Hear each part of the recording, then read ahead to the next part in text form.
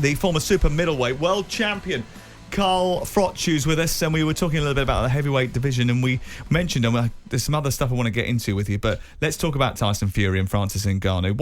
How do you feel about this sort of new breed of boxing where we have crossover fights, we've got YouTuber fights, people taking maybe some of the sort of money that you would usually generate in the boxing arena almost out of the game in a sense. It's going, there's some of it, a portion of it will be going to Francis Ngannou. Those YouTuber fights are very much a social media activity, and those people are making a lot of money out of those fights. How do you feel about it? Well, I can't change what my first opinion was and my first reaction, which I mentioned on my YouTube channel, Froch on Fighting. Have a look at that. But it's basically not good for the sport. I think it's a load of rubbish, and I think that as a heavyweight world champion, you have an obligation and a duty to. You've got a duty to the service of the sport of boxing. He's the heavyweight champ. He's the best heavyweight in the world. Frank Warren went absolutely crazy at Adam Catterall for suggesting the same thing on Saturday night. Yeah, I sat and watched it, and I just think that Frank Warren is just like, he's like I don't know, what is he like? Is he a miserable old man? Has he got a bee in his bonnet? I don't know what it is. He's very defensive over everything he talks about now, and he's got a lot to say, and he's been quite lucratively outspoken at times. He would argue he's just trying to keep his fighter active and make as much money as possible for him. Well, that is what he's doing. He's keeping him active and making as much money. Brilliant, but he should be concentrating on the real boxing fights. Do you know what I mean? I mean, Muhammad Ali fought a wrestler, but at the end of his career, but he'd already fought Fraser and everybody else who was lined up for him, and all the big hitters in the division. He'd had his career, and then he had a bit of a, I don't know, testimonial fight or a bit of a joke shop fight, whatever you want to call it. It's not a boxing match. It's an exhibitional, entertaining type of fight. It's almost like, what was it, Rocky? I watched Rocky with my kids the other day. So Rocky 3, he fought Thunderlips, didn't he? Rocky Balboa. Yeah. He fought the wrestler, Hulk Hogan. That's what this is. It's a joke. And he's not in the joke business. He's the WBC heavyweight champion, and he needs to be fighting and defending that title as far as I'm concerned. I understand he's making money. If I'm a world champion at this stage of his career, he's 35. He's getting on. And it's all about the money for him. So, yes, I can understand why he's doing it, and I get it. And I'm not going to say I wouldn't do it, because I would. If I'm being offered, whatever it is, 50 million? It's silly money. He's a prize fighter. He's boxing to get paid. He's not boxing to get punched in the nose and not get paid. He's not risking his life for a small amount of money when he can not risk his life for a massive amount of money. I get that. But as a WBC World Heavyweight Champion, he's got an obligation to do better than fighting Ngannou, I think. Does he cheapen himself by taking this fight as well?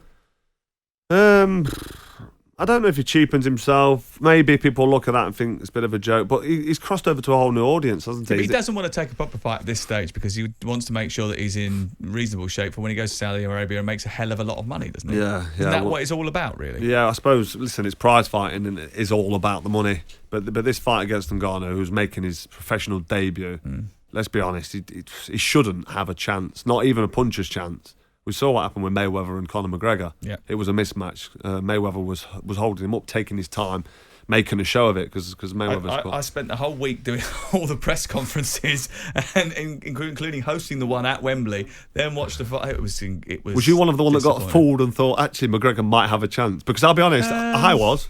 I'm not going to point my finger. I actually thought McGregor might actually have it because he can fight. He's a great cage fighter, proper tough nut. And Mayweather was towards the end of his career. And you think there's pressure on it, but he couldn't box, could he? It just shows you. You cannot box. It was a complete mismatch. Which is what this will be with Tyson Fury and Ngannou. And he was just waiting. He allowed him to stay in the fight for a lot longer than he needed to, really, didn't he? And that'll happen again, won't it? I think it was around 7 or 8 it was. I think for some reason. Can't think why. You've been in the news recently, haven't you? Because Joe Calzaghe's former promoter, we mentioned him just a moment ago, Frank Warren, accused you of ducking the fight against the Welshman.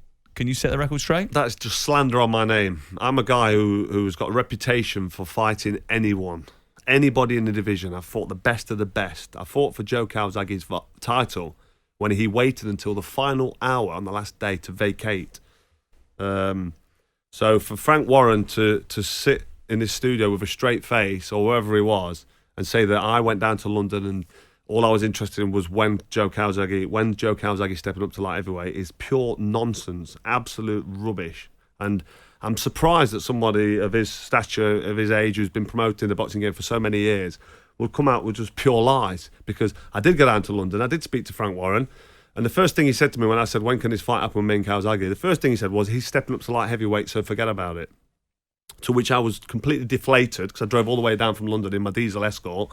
I had to fill up myself, because at the time I was skint, and drove back disappointed, because he was stepping up to light heavyweight, and he did. He vacated the title, and I fought an unbeaten hungry young lion in Jean Pascal for the vacant WBC title, won it, and had a fantastic Hall of Fame career. The rest is history.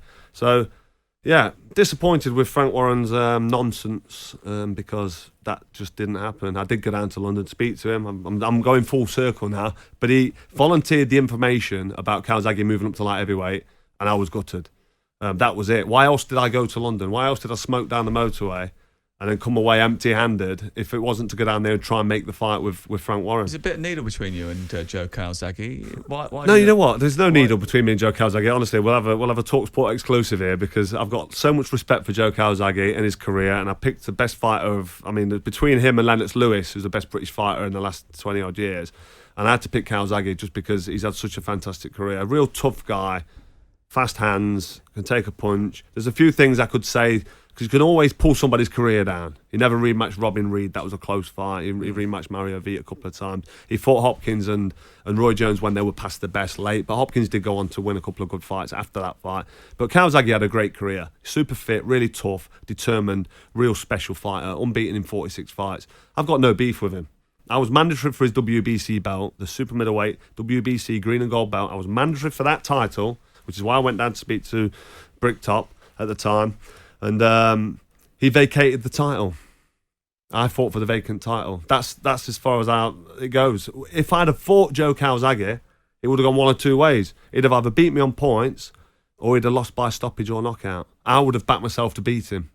He would have backed himself to beat me on points, because he ain't going to knock me out, no chance. So it would have been a great fight, but one of the great fights that never happened. But I've got no beef with Calzaghe. I've got nothing but respect for him. If you've got no beef with him, is there one opponent that you dislike above everybody else? What opponent I dislike? Not really. I mean, George Groves was my big dislike opponent. Well, really, I dislikes a kind of word than hate. I actually hated him, Grovesy boy, but I had 2 fights with him. Beat him twice. First one I nearly got beat up. Well, I did get beat up, let's be honest. I got beat up in the first fight, but stayed on my feet and got forced a stoppage, albeit controversial. I still got the win on my record. But then I got the rematch and laid that to rest. You know, George went on, had a fantastic career, become world champion.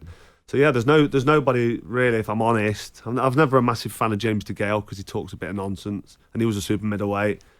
I mean, he was picking up my scraps. He was Durrell, Lucian Butte. I beat them up before he beat them. They're his best wins, by the way. But anyway, my career speaks for itself. I've got no animosity or hatred towards any fighter. Fighters get in the ring and they risk their life, and I've got so much respect. I know what they have to put themselves through. That's the thing, isn't it? I mean, it's very difficult to sort of lay shade on someone when you know how hard it is and what they have to sacrifice to go through just to get into the ring on a regular basis. Absolutely. Before we let you go, and we know you've got to go and record your talk boxing show, let's get your thoughts on the huge pound-for-pound clash. Less than 2 weeks till Terence Crawford takes on Errol Spence in the undisputed welterweight title clash. Is this the best fight in boxing on the horizon right now? Yeah, I think it has to be. It's a fight that probably could have happened a couple of years ago and maybe should have happened, but Terence Crawford's slightly older, more experienced, had more fights, but this is still a real proper hard fight for both men, and it's both fighters. You could say that one of them's past the best, is getting a bit older, but you could say that makes him a better fighter. Look at Hopkins, right into his early 40s. Yeah. He improved, he changed his style, and he became a more rounded, superior athlete into his 40s, and he was harder to beat. So this fight is a proper boxing match between two guys at the top of the game, and difficult to pick a winner, but I'd personally make Terence Crawford a slight favourite, although I've been up close with both of these guys and commentated at ringside when they both fought, Kell Brook actually, and Sean, was it Porter they fought as well? We've got a couple of common opponents, and I mean, they're both just fantastic fighters, and it's going to be great to see these both get in the ring from round one, because they're both, it's going to be a proper fight. Their style is going to make for a real entertaining matchup as well. I might actually go out there and watch this one.